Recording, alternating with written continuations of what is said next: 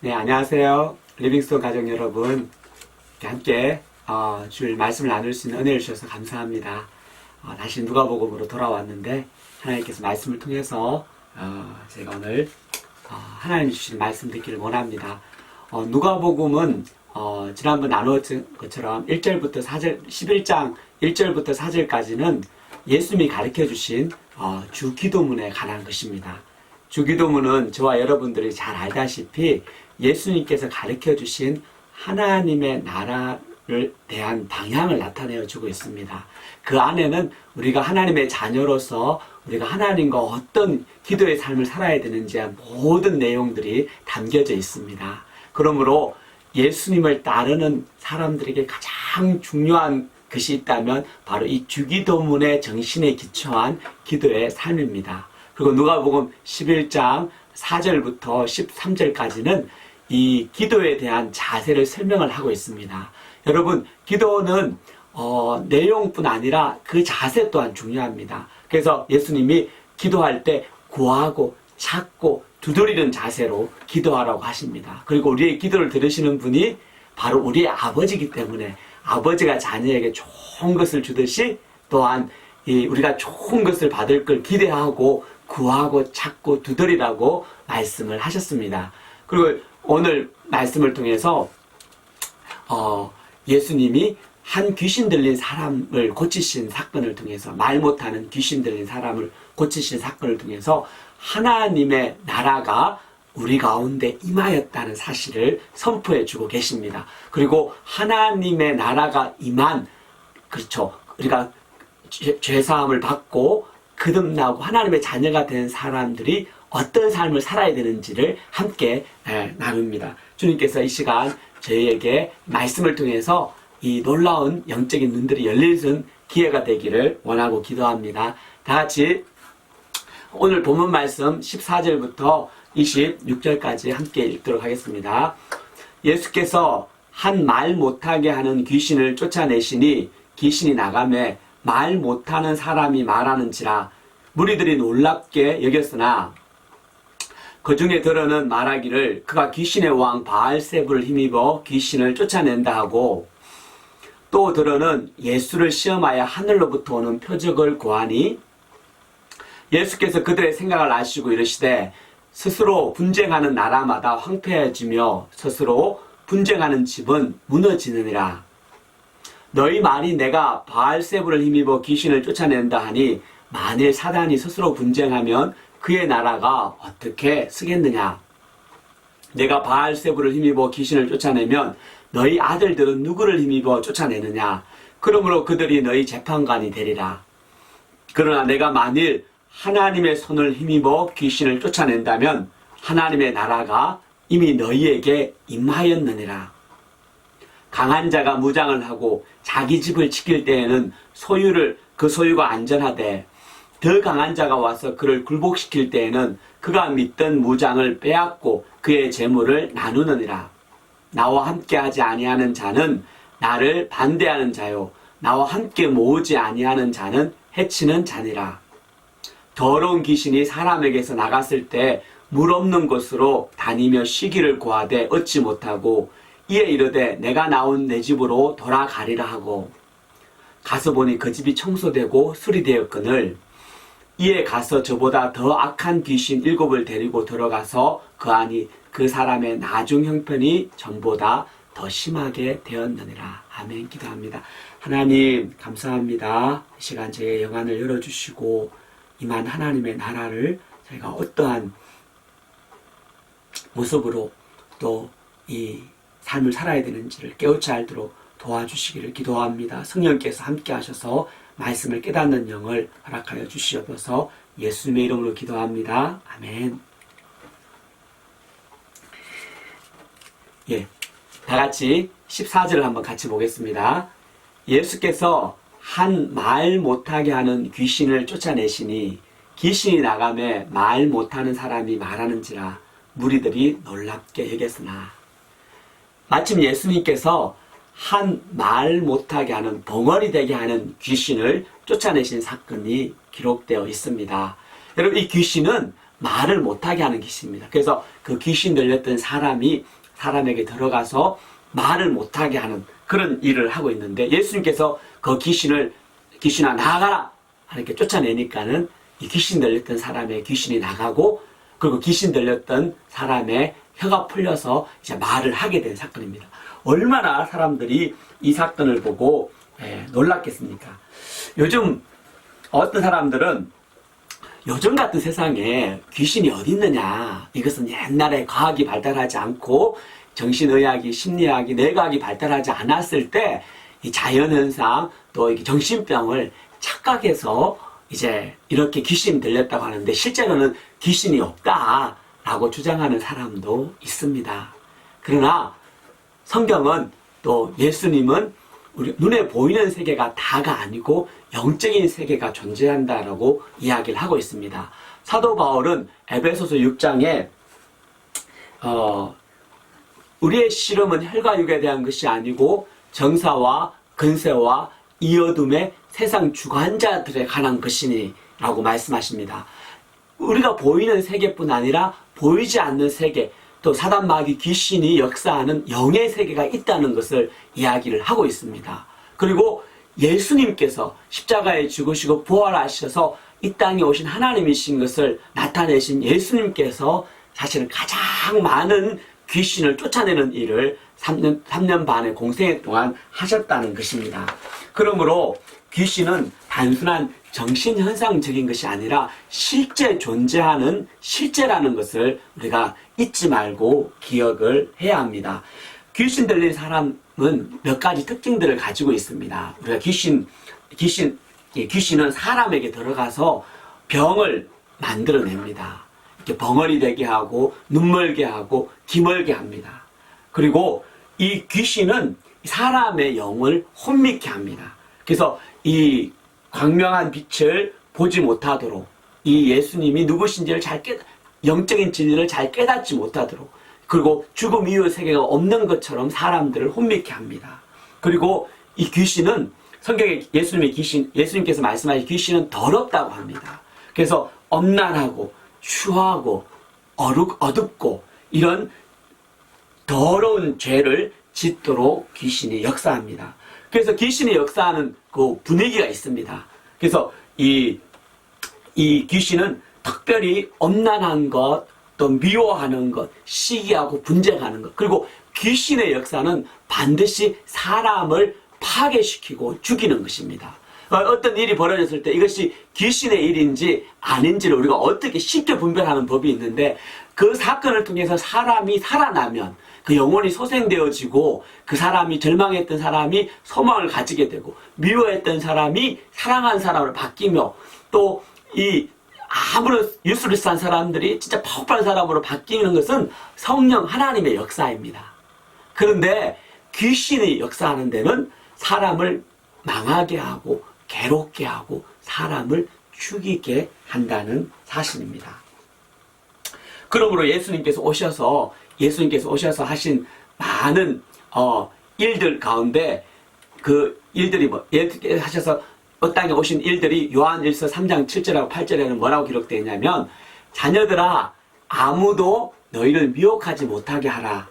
의를 행하는 자는 그의 의로우신과 같이 의롭고 죄를 짓는 자는 마귀에게 속하였나니 마귀는 처음부터 범죄함이라. 하나님의 아들 예수님입니다. 하나님의 아들이 나타난 것은 마귀의 일을 멸하러 하심이라. 마귀의 일은 사람을 범죄하게 하는 일입니다. 죄를 짓게 하는 일입니다. 죄를 지어서 사람을 고통스럽게 하고 망하게 하고 지옥으로 데려가는 그런 일을 하는 것이 마귀의 일입니다. 근데 예수님께서 이 땅에 오셔서 하신 일이 뭐냐면 이 마귀의 일을 멸하러 오셨다는 것입니다. 귀신 들려서 하나님의 형상을 잊어버리고 짐승같이 살고 있는 사람에게 명하여서 귀신을 쫓아버리고 그 사람 속에 하나님의 형상을 회복시키는 일을 하십니다. 예수님이 이 사건 있기 전에 여러분 기억나시죠? 그라사 지역에 신방 가셨죠. 그곳에 누구 만났습니까? 바로 군대 귀신 들려서 무덤가에서 이 돌멩이로 자기를 자해하며 막 소리치고 막 사람 그 힘은 괴물 같아서 막 자기를 묶고 있는 쇠사슬도 끊어버리는 그렇지만 사람들과 함께 할 수 없는, 그래서 무덤가에 거할 수밖에 없는 하나님의 형상을 다 잃어버려 괴물과 같이 된 그 사람을 신방하셔서 그 사람 속에 들어있는 그 수천 마리의 귀신들을 쫓아내어 주신 겁니다. 여러분, 귀신이 나가니까 어떻게 됩니까? 그 사람이 보통 사람으로, 온전한 사람으로 회복되었던 것입니다. 그러므로 예수님의 이 놀라운 귀신의 역사는 성령의 역사입니다. 하나님의 역사입니다. 그런데 이 예수님의 역사를 다르게 보는 사람들이 있습니다. 15절을 보십시오. 그 중에 더러는 말하기를 그가 귀신의 왕 바알셉을 힘입어 귀신을 쫓았더라. 이 마태복음과 이제 마가복음 보면은 이 그들이 바리새인과 서기관 종교 지도자들이라고 표현되어 있습니다. 그들은 영적인 것을 추구하는 영적인 사람이라고 이야기하지만 사실은 하나님의 일을 전혀 깨닫지 못하는 소경과 같은 사람입니다. 그리고 영적인 세계를 사실은 잘 이해 못하는 사람입니다. 그래서 근데 예수님을 통해서 귀신이 나가고 또 벙어리 된 자들이 말을 하니까는 그들이 이 역사를 인정할 수가 없었던 겁니다. 그들의 시기심이 그들의 눈을 가려버린 겁니다.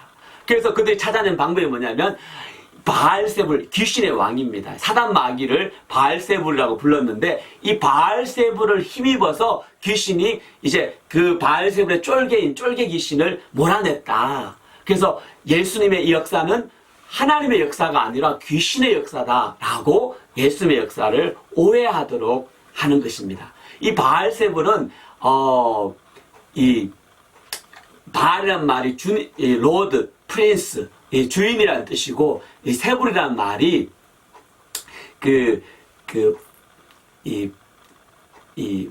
집이라는 뜻입니다. 그래서 바알세불은 집의 주, 그런 뜻을 가지고 있는데, 이 바알신을 섬기는 이 귀신을 말하는 겁니다. 바알신을 상징하는 건데, 그 당시에 이 바알신이 이 사단이라고 하기도 하고 마귀라고 하는 이 귀신의 왕으로서 이제 역할을 한다고 사람들이 생각을 하였습니다. 또한 이 열왕기하 1장에 보면은 바알세붑이라는 표현이 나오는데, 이거는 세붑이라는 말이 이제 파리를 말하는 겁니다. 그러니까 파리의 신이라고 부르기도 합니다. 왜냐하면은 이 제물을 드릴 때 제물에 이제 파리들이 몰려오니까는 서로 발음이 비슷하기 때문에 이제 이 바알세불 이 가나안 땅에 있던 이 우상을 경멸하기 위해서 유대인들이 이제 그런 명칭을 또 부르기도 하였습니다. 어쨌든 이 바알세불 귀신의 왕을 힘입어서 귀신을 쫓아낸다 하면서 예수님의 역사를 부인하는데, 예수님이 그들의 생각을 아셨습니다. 그들의 시기심을 아시고 그들의 어리석음과 무지를 아시고 예수님이 그들의 말이 얼마나 논리적이지 않는지를 이제 설명을 해주십니다. 야, 생각해봐라.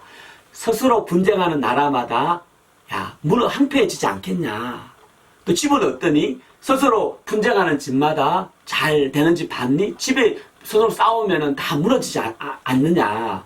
야, 너희 말대로 내가 바알세불을 힘입어서 귀신을 쫓아낸다고 하면, 야, 그럼 사단이 자기 집안끼리 스스로 분쟁해서 싸운단 말이냐? 그러면 그 나라가 어떻게 쓰겠느냐?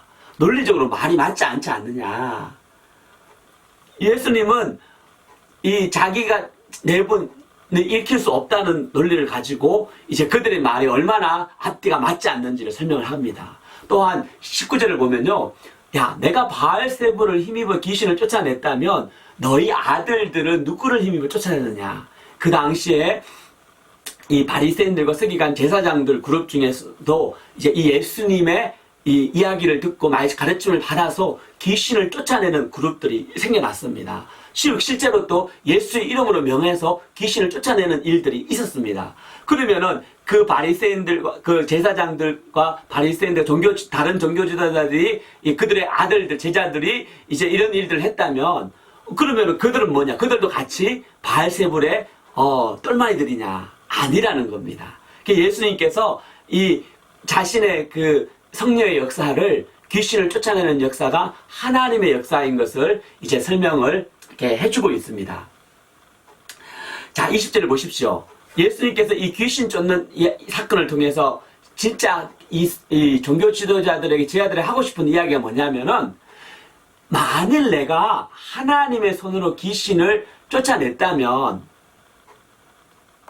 그들은 바알세불로 힘입어서 귀신을 쫓아냈다고 말했지만 하나님이 아니다. 내가 하나님의 하나님의 권능으로 이 귀신을 쫓아냈는데 그러면은 하나님의 나라가 이미 너희 가운데 임하였다는 겁니다. 예수님은 지금 이 한 사람 속에 있는 귀신을 쫓아내는 사건이 그냥 단순하게 귀신을 쫓아내는 사건이 아니고 하나님의 나라가 너희들이 그렇게 사모하고 원하고 구하였던 하나님의 나라가 우리한테 임하였다는 실제적인 증거다.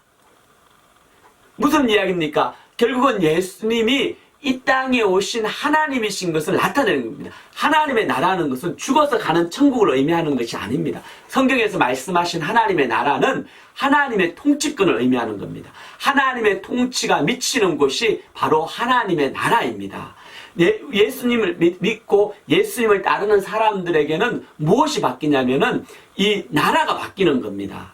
여러분, 나라가 생기려면 뭐가 있어야 되죠? 땅이 있어야 되고 사람이 있어야 되고 그리고 가장 중요한 주권이 있어야 되는 겁니다. 하나님의 통치하심, 하나님의 나라는 하나님의 통치가 이루어지는 곳이라는 겁니다. 그 통치가 이루어지는 증거가 귀신이 떠나가는 겁니다. 여러분, 예수님께서 뒤에 보면은 이 강한 자가 무장을 하고 자기 집을 지킬 때는 그 소유가 안전하지만 더 강한 자가 와서 굴복시키면 그 무장도 빼앗기고 재물을 나눈다는 이야기를 하시죠. 여기서 강한 자는 그 귀신을 말하는 겁니다. 그리고 더 강한 자는 그를 굴복하는 더 강한 자는 귀신의 역사를 물리치고 귀신의 세력을 쫓아버리는 예수 그리스도 하나님의 나라를 소유하신 분을 상징을 하는 겁니다. 여러분, 귀신은 사람 안에 들어가서 살기를 원합니다. 그래서 귀신이 있는 사람은 사람이 자기 집이기 때문에, 귀신의 집이기 때문에 이 귀신이 사람을 부려서 먹는 겁니다. 그래서 사람을 부려서 먹고 그리고 나중에 이제 폐기 처분시키는 거죠. 근데 이 귀신이 이 사람은 내 거야 하고 자기 지키는 겁니다. 그런데 예수님이 오셔서 그 사람을 붙들고 있는 이 마귀의 종인 귀신을 하나님의 권세와 권능으로 쫓아버린다는 겁니다. 여러분, 우리가 알아야 될 건 뭐냐면 귀신은 절대로 사람을 위하는 존재가 아닙니다. 여러분, 그걸 우리가 어떻게 쉽게 알 수 있냐면 여러분, 무당을 보면 알 수 있습니다. 무당은 귀신을 섬기는 귀신과 가장 가까이 있는 이 그룹들입니다. 근데 예외 없이 진짜 예외 하나도 없습니다. 나는 행복한 무당, 이런 사람 혹시 본 적이 있습니까? 여러분, 한국에 싹 뒤져보십시오. 나는 행복한 무당이다, 이런 무당은 없습니다. 왜? 무당이 자기가 무당되고 싶어 무당된 사람이 없기 때문입니다. 귀신이 그 사람을 잡아서 무당 짓을 하지 않으면 살아갈 수 없도록 고통을 주기 때문에 결국은 자기가 그 무당을 섬기는 사람이 되어버리는 것입니다. 그래서 무당 신내림이라고 이야기하죠. 그 무당이 자기 자녀가 만약에 신을 받아서 무당이 되면은 통곡을 합니다. 왜? 자기가 당했던 고통을 자기 자녀가 똑같이 당하는 걸 알기 때문에. 그래서 할 수만 있다면 이 무당의 자녀들은요, 자기 아예 이제 어려서부터 교회를 보낸다고 이야기를 합니다. 왜? 이게 무당이 안 되는 길이 예수를 믿는 방법밖에 없는 걸 그들도 알고 있기 때문에. 근데 우리 목사님이나 선교사님들은 자기 자녀들이 목사가 되고 선교사가 되면 어떻습니까? 너무 기뻐하고 좋아하죠. 왜 그럽니까? 그것이 얼마나 복된 일이고 그것이 얼마나 인생을 값어치하게 귀한 일인지 알기 때문에 오히려 이렇게 목사로 또 선교사로 또 하나님을 섬기는 일로 사는 것을 너무 감사해야 합니다. 이거 완전히 다른 거죠. 왜? 귀신은 사람을 철저하게 망하는 일을 망하게 하는 일을 하기 때문입니다. 그러므로 여러분, 성경에는 사람의 그 상태를 어떻게 이야기하냐면 사람이 에베소서 2장에 보면 죄와 허물로 죽었다고 이야기를 하고 있습니다. 사람은 비록 엄마 아빠 뱃속에 태어나서 육신을 가지고 태어나지만 하나님과의 관계가 끊긴 상태에서 태어나기 때문에 우리의 영과 홍은 하나님과 관계가 없는 거예요. 우리가 육신에서 이미 성경적으로 죽어있는 상태에서 태어나서 죽어있는 상태로 살아간다는 거예요. 그러다가 부활하시고 십자가에 달리신 예수 그리스도를 만나면 그 죽었던 영이 다시금 살아나는 거예요. 육체가 살아나듯이 우리의 영이 성령으로 말미암아 예수 그리스도로 말미암아 거듭나고 새로워지고 다시 태어나는 겁니다. 그래서 그 전에는 우리가 다시 태어나기 전에는 누구의 지배를 받고 있냐면은 사단 마귀 귀신의 지배를 받고 있어요. 그 어떻게 하냐면 죄를 짓는 자마다 죄의 종이라고 했거든요. 이 죄의 종은 뭐냐 사단 마귀의 종이라는 뜻이에요. 그래서 자기가 원든 원치 않던 그 종되었던 삶이 그 죄를 짓는 삶을 살아가는 겁니다. 이 땅에 죄가 없는 사람이 있다면은 그 사람은 죄의 영향 마귀 아니죠. 근데 사람은 예외 없이 다 죄를 원든 원치 않던 죄를 짓고 죄를 따라 살아가게 되는 겁니다. 근데 예수님이 이 땅에 오셔서 이 죄 아래에 있는 그 사람의 죄값을 예수님이 지불하심으로 그 사람을 살리시는 거예요. 그래서 우리가 예수를 믿게 되면요, 예수를 믿게 되면은 내 안에 있는 주인이 바뀌는 겁니다. 여러분, 제가 오랜 세월 계속해서 이야기하는 것 중에 하나가 뭐냐면 사람이 바뀌려면요 주인이 바뀌어야 되는 거예요. 사람이 바뀌려면은 주인이 바뀌어야 되는 겁니다. 근데 우리가 문제는 뭐냐면 예수를 믿었음에도 불구하고 예수를 믿고 산다고 하면서도 뭐냐면은 내가 주일날은 내가 하나님의 통치를 받겠어요. 그러나 월요일부터 토요일까지는 내 마음대로 내가 주인 되어 살겠어요. 내 마음 한구석에 자기 깃발을 꽂고 있는 겁니다. 여기는 내 거. 이거는 절대로 이 하나님도 듣지 못해. 아무도 듣지 못해. 요거는 내 바운드리야, 내 나라야 라고 생각을 하고 살아가는 이런 사람은 비록 그가 오랜 모태에서 신앙생활 하든지 그가 이제 모태에서 신앙생활 하든지 아니면 이제 집사를 하든 장로를 하든 심지어 목사를 하든지 그거하고 전혀 상관없이 자기 나라를 세워가는 자들이라는 겁니다. 그런 사람들은 오랜 세월 지나도 변화되지 않는 겁니다. 그냥 종교생활에 익숙해지는 거죠. 근데 예수께서 오셔서 내 안에 들어가 있는 귀신을 쫓아버리고 예수께서 오셔서 내 삶이 하나님의 나라라고 딱 선포하시면 그게 하나님의 통치가 임하게 되면은 그때 비로소 사람의 삶이 바뀌게 되는 거예요. 왜? 주인이 바뀌기 때문에. 그래서 예수님께서 이 재밌는 이야기를 하셔요. 이 아주 재밌는 일러스트레이션 하나 해주면서 우리가 예수 믿는 사람들, 하나님의 통치가 임한 사람들의 삶이 어때야 되는지를 역설적으로 설명을 해주는 게 있어요. 자, 24절부터 26절까지 이야기가 뭐냐면 어떤 더러운 귀신이 있었는데 한 사람에게 있다가 이제 나갔어요. 그래서 물 없는 데를 다니면서 이제 쉬기를 이제 구하는데 그 자기가 나온 집보다 더 좋은 데가 없는 거예요. 그래서 막 돌아다니다가 쉴 데가 없으니까 자기가 들어갈 데가 없으니까는 혹시나 싶어서 자기가 나왔던 그 사람한테 다시 가보는 거예요.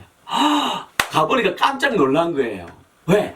그 집이 깨끗하게 청소되고 내가 나올 때보다 집이 더 수리가 딱 돼인 거예요. 와, 너무 깨끗하고 너무 잘 됐다. 리모델링이 다 돼버린 거예요. 그런데 더 놀라운 거는 그 집에 주인이 없는 거예요. 그래서 이 귀신이 야, 지난번에 내가 혼자 있다가 당했지. 안 되겠다 싶어서 가서 자기보다 더 악한 귀신 7마리를 데리고 와가지고 그 집에 들어가서 이제 거하게 되는 겁니다.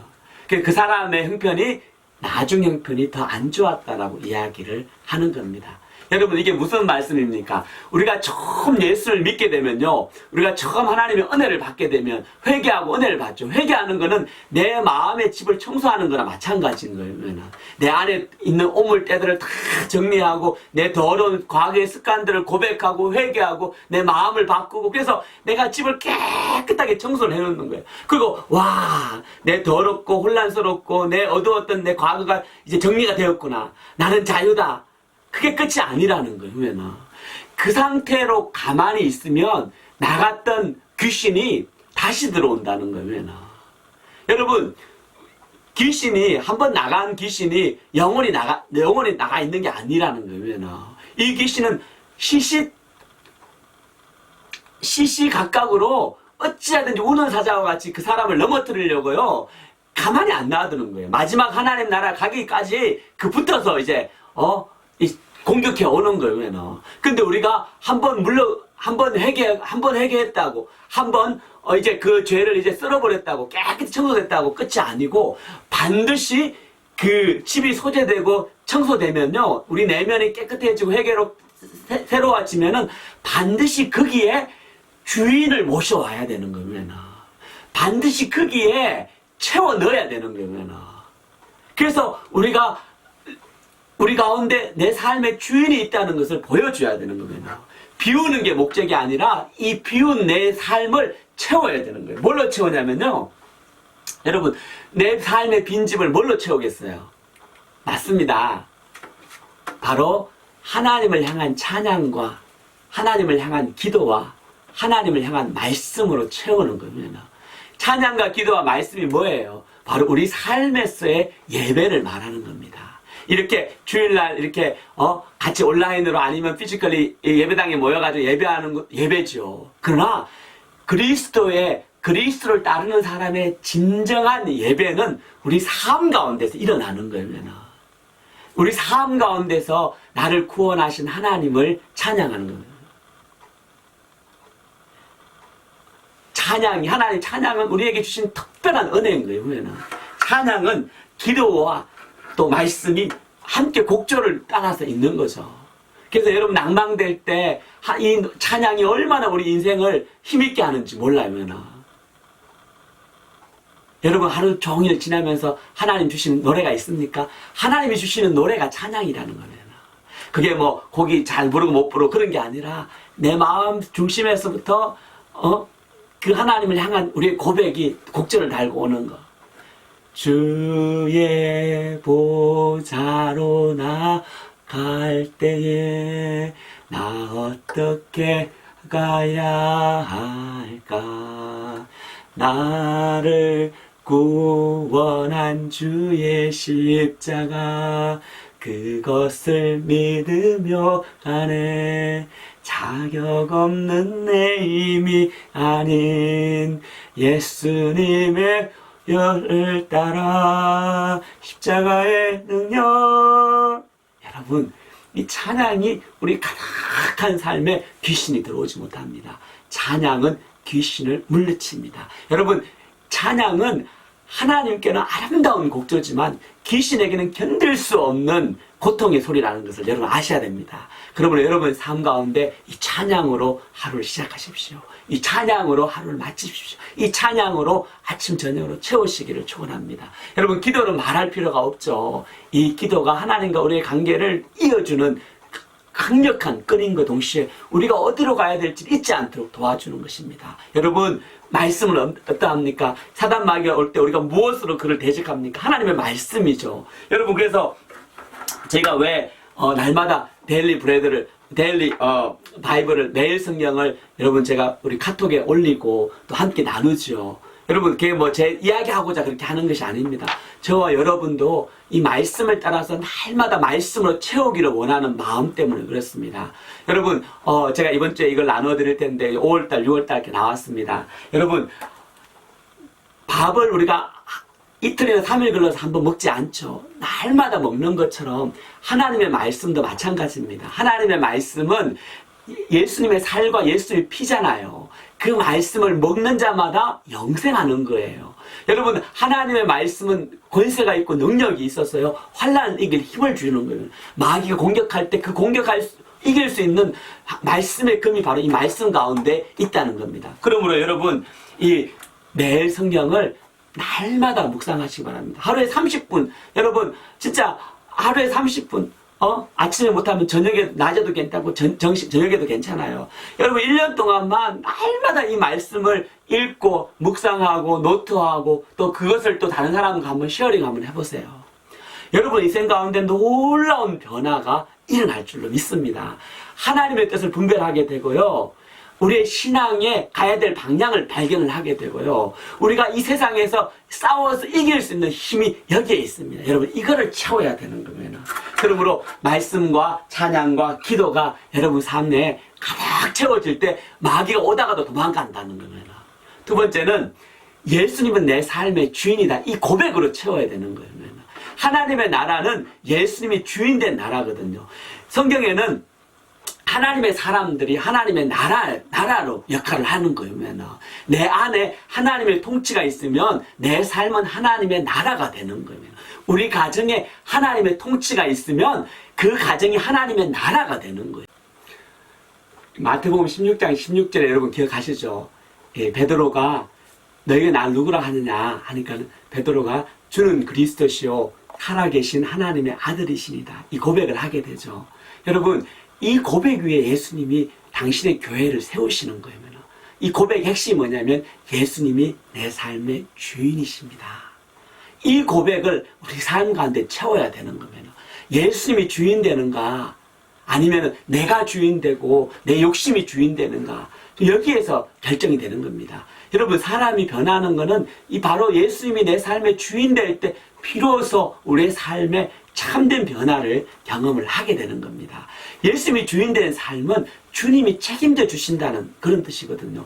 내 뜻과 내 고집이 아니라 주인 되신 예수님의 뜻과 주인 되신 예수님의 가르치심을 먼저 따라가는 삶인 거면요. 그래서 예수님이 내 삶의 왕이시고 예수님이 내 삶의 주인인 것을 주님 한 번만 고백하는 게 아니에요. 이 주는 그리스도 살아계신 하나님의 아들이신다. 이 신앙 고백은요, 날마다 하는 거예요. 이 고백이 가득할 때 마귀가 들어와다가 귀신이 들어와다가도 아이고 주인이 있네 하고 가버리는 겁니다. 이 고백이 없으면 아무도 없네 하고 마귀가 더 악한 자들을 끌고 온다는 겁니다. 세 번째는 여러분, 하나님 나라의 백성의 삶으로 채우는 겁니다. 무슨 말이냐면은 여러분, 우리가 말씀을 알고 또 이제 말씀을 알고 구원받고 거듭나면요, 우리의 삶은 하나님 나라의 백성, 하나님의 자녀의 삶이라는 것입니다. 그러므로 그 삶은 뭐냐면 복음을 따라 행하는 거예요. 우리를 구원하신 예수님이 왜 우리를 이 땅에 남겨놓았을까요? 어떤 사람들은 아이고 빨리 하늘나라 가고 싶다 이렇게 말하는 사람들이 있어요. 너무 사는 게 힘들었어요. 그러나 여러분 아셔야 됩니다. 왜 예수님이 우리를 구원받는 그 순간에 하늘나라 탁 데려가면 편하실 텐데 그렇지 않고 이 땅에 남겨놓았을까? 그것은 바로 남겨놓은 하나님의 자녀를 통해서 하나님의 나라가 확장되어지게 하시는 사명을 주기 때문입니다. 여러분, 베드로 사도 바울을 기억하시죠? 사도 바울이 3차 전도여행 끝나고 이제 이제 예루살렘에서 죄수의 몸으로 로마에 이제 가게 됩니다. 가다가 이제 이 유라굴라라는 강풍을 만나요. 그 강풍에서 이제 막 죽게 되었는데 죽게 된 상황에 사도 바울이 나가서 이야기합니다. 여러분 걱정하지 마십시오. 우리 안 죽습니다. 밥을 드시고 힘을 내세요. 어젯밤에 내 하나님께서 나타나셔서 바울아 내가 가이사에게 가야 되기 때문에 내가 죽지 않을 거다. 그리고 너와 함께 있는 자들도 다 살아날 거다. 결국은 사도 바울의 사명이 있었기 때문에 하나님은 사도 바울을 그 유라굴라 광풍에서 구원하시고 그리고 사도 바울뿐 아니라 그와 함께 있었던 275명의 사람을 덤으로 살려주시는 거예요. 왜? 사도 바울을 살려야 하니까. 하나님의 나라의 백성의 삶을 살아갈 때요, 사단 마귀가 침투하지 못하는 거예요. 근데 내 신분을 잊어버리고 내가 뭘 해야 될지도 모르고 자기를 위해서 살아가면은 주인이 없는 마치 빈집과 같은 거예요. 그러니까는 마귀가 들어왔다가 다시 들어오고 욕심이 나갔다가도 다시 들어오고 미움과 저주가 들어갔다가 다시 나갔다가 다시 들어오는 거예요. 여러분, 우리가 진짜 해야 될 것이 뭐냐면 예수님이 누구에게 관심이 있냐는 거예요. 예수님이 뭘 원하시는 거예요. 주님이 오신 것은, 인자가 온 것은 잃어버린 자를 찾아 구원하기 위해 오셨다고 하셨습니다. 여러분, 잃어버린 자를 찾아 구원하는 것, 한 사람에게 예수의 생명 복음을 전하는 삶입니다. 여러분, 우리가 복음을 따라서 살아가면은 여러분 마귀가 왔다가도 도망가는 거예요. 감당이 안 되니까는. 여러분, 우리가 이 코로나 바이러스로 아무것도 할 수 없다라고 생각할 때 할 수 없는 게 아니고요. 있는 자리에서 여러분 하나님이 보내신 한 사람에게 복음을 전하는 것입니다. 한 사람을 위해서 기도하고요. 그 사람을 위해서 섬기고요. 그 사람이 예수가 올 때, 예수를 만날 때까지 수고하고 애쓰는 삶을 살아가는 겁니다. 그냥 나는 이제 예수 믿었으니까 하늘나라 가지 하는 게 그것만큼 어리석고 바보 같은 삶이 없는 거예요. 오히려 그런 사람들은 예수를 잘 모를 수 있다는 거예요. 그러나 예수님을 알아가면 알아갈수록 우리가 어찌할 수 없는 것이 뭐냐면 그 영혼들에 대한 간절함이고 사랑이라는 거예요. 우리 명심자매님 어머님 이제 이번에 소천하셔서 이제 오는 금요일 날 이제 예배를 하지만 지난주 기도할 때 명진자매님이 이 자기 어머님이 자기 아버님이 돌아가신 그 이야기가 다른 사람에게 복음을 전할 수 있는 통로로 쓰임받아서 너무 감사하다고 자기의 상황을 이야기하고 우리가 하늘나라 소망 천국의 기쁨이 있는 게 얼마나 복된지 아느냐 그것을 나눌 때 많은 사람들이 그의 귀를 기울이고 또 이제 또 여러 사람들에게 복음을 전하고 또 다음 주부터 이제 다다음 주 5월 달부터 이제 제니 자매님이랑 그 자매님과 함께 성경 공부한다고 이야기를 할 때 내 마음이 얼마나 참 감사하고 하나님께서 얼마나 귀하게 보실까 생각을 하였습니다. 여러분 우리 자기만 오그러지면 안 됩니다. 자기를 위해서 살아가면 안 됩니다. 여러분 한 사람에게 그리스도의 복음을 전하는 것 그것이 바로 하나님 나라의 백성의 삶입니다. 여러분 이 삶이 가득할 때 모든 귀신들도 도망가게 되는 겁니다. 여러분 결론을 맺을게요. 결론은 여러분 이 귀신 떠나가는 이 사건을 통해서 예수님께서 말씀하신 게 뭐냐면 하나님의 나라가 이미 우리 가운데 와 있다는 겁니다. 여러분 삶 가운데 하나님의 나라가 와 있습니까? 아멘? 예, 와 있는 줄로 믿습니다. 하나님의 나라가 와 있는 사람들은요 찬양과 기도와 말씀으로 채우는 삶인 겁니다. 그리고 예수님이 주인심인 것을 끊임없이 고백하는 삶이고요. 하나님 나라의 백성으로서의 삶을 한 영혼을 사랑해서 한 영혼을 위해서 중보하고 기도하고 그 영혼이 하나님께 돌아오기까지 수고를 아끼지 않는 삶인 겁니다. 그때 하나님의 영광이 나타내고요. 우리 가운데 하나님의 통치하심을 끝까지 경험을 하게 되는 겁니다. 여러분 한 주 이제 여전히 코로나로 쉽지 않죠. 많은 분들이 비즈니스도 어렵고 또 오갈 수가 없어서 힘든 가운데 있는 줄 압니다. 그러나 여러분 한 주 동안 하나님의 나라가 내 안에 임했음을 기억하시고요. 내가 하나님의 백성으로서 나는 무엇을 채울 것인가? 나는 하나님의 나라의 사람으로서 하나님의 통치함을 받는 백성으로서 나는 어떻게 내 삶을 채워갈 것인가 한번 고백해 보기 원합니다. 여러분 우리가 채우는 것은 단순히 채운 데서 끝이 아니죠. 바로 그 체험을 나누어 주기 위함인 것을 고백합니다. 여러분 한 주 말씀을 따라서 이렇게 승리하시기를 원합니다. 이번 한 주도 여러분 이 하나님이 주시는 이 말씀과 찬양과 기도로 또 고백으로 또 이 한 영혼을 사랑하는 정신으로 승리하시기를 간절히 축원합니다. 여러분 사랑합니다. 승리하십시오. 할렐루야.